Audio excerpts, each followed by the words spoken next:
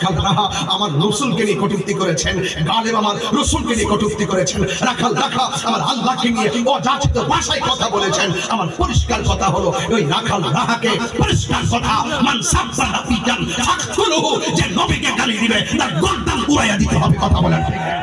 যখন আমি শুনি এনসিটিভির সদস্য রাখাল রাহা আমার নবীকে নিয়ে কটূক্তি করেছে, আমার আল্লাহকে নিয়ে কটূক্তি করেছে, তখন আমরা বরদাস্ত করতে পারি নাই। আরে উমরের হাতে তলোয়ার ছিল, নবীর বিরুদ্ধে কথা বলার কারণে আল্লাহকে আলাদা করে দিয়েছে, কিন্তু বাংলাদেশে ইসলামী ল নেই। না থাকলেও কথা পরিষ্কার, হাদিস অক্ষত, হাদিস কিয়ামত পর্যন্ত থাকবে।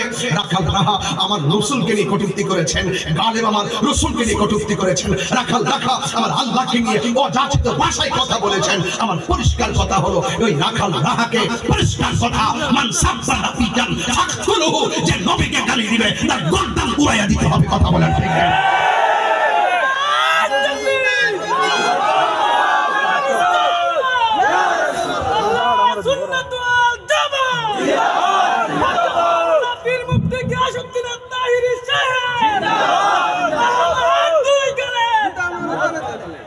আল্লাহু আকবার জোরে বলেন। ভাইরা আমার, কথা পরিষ্কার, কথা পরিষ্কার।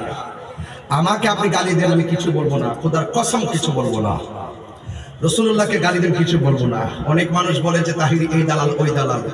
আমি সবসময় ফলো করেছি যে লোকটা আমার নবীকে ভালোবাসে আমি তাকে ভালোবেসেছি। সেই ভালোবাসার পেছনে ছিল মদিনাওয়ালার মহব্বত। কথা বলেন ঠিক কিনা?